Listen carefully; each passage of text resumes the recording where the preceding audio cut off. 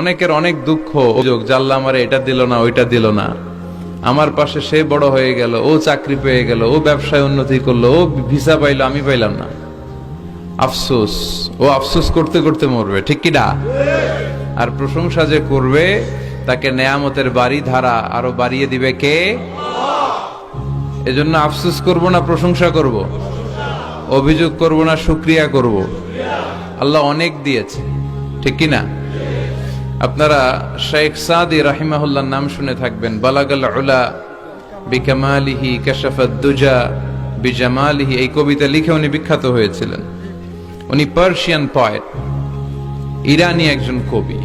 তো উনার একবার আর্থিক সমস্যা যাচ্ছিল, দৈন্যতা যাচ্ছিল, টাকা পয়সা ছিল না, ফলে ওনার পায়ে দেওয়ার মতো জুতা ছিল না।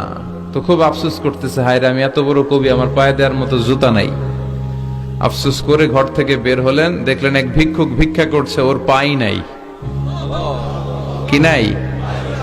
আর কবি সাহেবের কি নাই? ওনার জুতা নাই, এজন্য দুঃখ। বের হয়ে দেখে সাইল ভিক্ষুক, ওর পা নাই। এবার উনি সেজদায় পড়ে আল্লাহর ডেকে বলে, আল্লাহ শুকর আলহামদুলিল্লাহ, অনেক ভালো আছি। শুকর আলহামদুলিল্লাহ, বেশ ভালো আছি, অনেক সুখে আছি। এজন্য সুখ হচ্ছে আলহামদুলিল্লাহর ভিতরে। সুখ আছে কিসের ভিতরে? যে কোনো পরিস্থিতিতে আমরা থাকি না কেন, বিপদে আপদে, সকালে বিকালে, শীতকালে গ্রীষ্মকালে, আমরা কি পড়বো? আলহামদুলিল্লাহ পড়বো। এর কারণ চাহিদার কোনো শেষ নাই। যার আছে যত বেশি, সে চায় তত বেশি। দেখবেন যার সাইকেল আছে ও হুন্ডা চায়, চায় না? আরো নিচ থেকে যদি বলি, যার পা নাই ও চায়, আল্লাহ আমার যদি দুইটা পা থাকতো। কথা বলেন, পা নাই এরকম লোক আছে না এলাকায়? সে হেঁটে যাওয়া লোকদের দিকে তাকিয়ে থাকে, আর তার স্বপ্ন থাকে ওইটাই, আমার যদি পা থাকতো।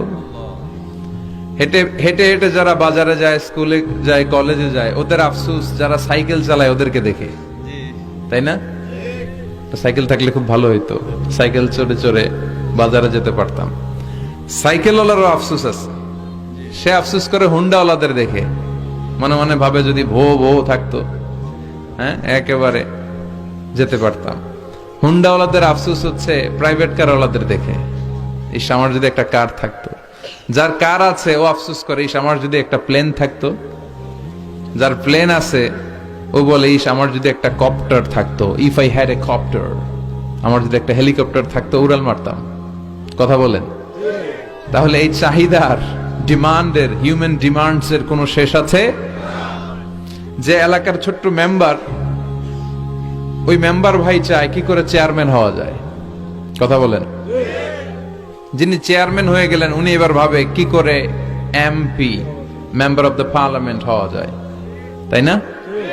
আচ্ছা, এমপি যিনি হয়ে গেলেন, উনি আরেকটু উপরে যেতে চায়, ভাবে যদি একটু যদি যাইতে পারি, একটা মন্ত্রণালয় যদি পাইতাম, হ্যাঁ মিনিস্ট্রি যদি একটা পেতাম, কতই না ভালো হতো। তো মন্ত্রী যিনি হইল, উনি ওনার অনেক শখ, ইস আর একটা জায়গা বাকি। হ্যাঁ কি নাম ওইটার? PM, prime minister. তাহলে এই কথাগুলো বলার উদ্দেশ্য হচ্ছে, হিউম্যান ডিমান্ডস এর কোনো শেষ নাই, আনলিমিটেড হিউম্যান ডিমান্ডস। এজন্য বিশ্বনবী বললেন, লাউ আন্না লিকুল্লি ইবনি আদামা ওয়াদিয়ান মিন যাহাব আহাব্বা আন ইয়াকুনা লাহু ওয়াদিয়ান ওয়া লা ইয়ামলা আফাহু ইল্লা তুরাব। আল্লাহ বলেন, এই বনি আদমের প্রত্যেককে যদি একটা করে স্বর্ণের পাহাড়ের মালিক বানিয়ে দেয়া হয়। কিসের পাহাড় দেখছেন জীবনে? আচ্ছা, স্বর্ণের পাহাড়ের যদি মালিক বানিয়ে দেয়া হয়, আহাব্বা আন ইয়াকুনা লাহু ওয়াদিয়ান, একটা করে স্বর্ণের পাহাড়ের মালিক বানিয়ে দিলেও সে চাইবে কিভাবে আরো একটা স্বর্ণের পাহাড়ের মালিক হওয়া যায়। আচ্ছা, একটু বুঝে শুনে উত্তর করবেন। একটা স্বর্ণের পাহাড়ের মালিক যদি আমি হই, শুধু আমি কেন, আমার 14 পুরুষ এটারে বিক্রি করে খেলেও কি শেষ করতে পারবো? আমার আরেকটা লাগবে কেন? আরেকটা দিয়ে আমি কি করব? স্বভাব। বিশ্বনবী বললেন, সবশেষে হাদিসের শেষাংশে বললেন, ওয়ালা ইয়ামলা আফাহু ইল্লা তুরাব, কবরের মাটি ছাড়া কোনো কিছুই মানুষের এই জিহ্বাটারে থামাতে পারবে না। চিৎকার করে বলেন ঠিক কি না? এজন্য যার আছে বেশি ও চায় বেশি। এই ডিমান্ডটা একটু কমাতে হবে, আল্লাহর কাছে শুকরিয়া করতে হবে। অর্থের প্রয়োজন আছে, কিন্তু এটার হৃদয়ে স্থান দেয়া যাবে না। এটা হাতে আসবে আবার চলে যাবে, ঠিক কিনা? হৃদয়ে স্থান থাকবে কার? যাদের হৃদয়ে আছে আল্লাহর ভয়, তারা কভু পথ ভুলে যায় না। আল্লাহর প্রেম ছাড়া এই দুনিয়ায় কারো কাছে কোনো কিছু চায় না, ঠিক কিনা?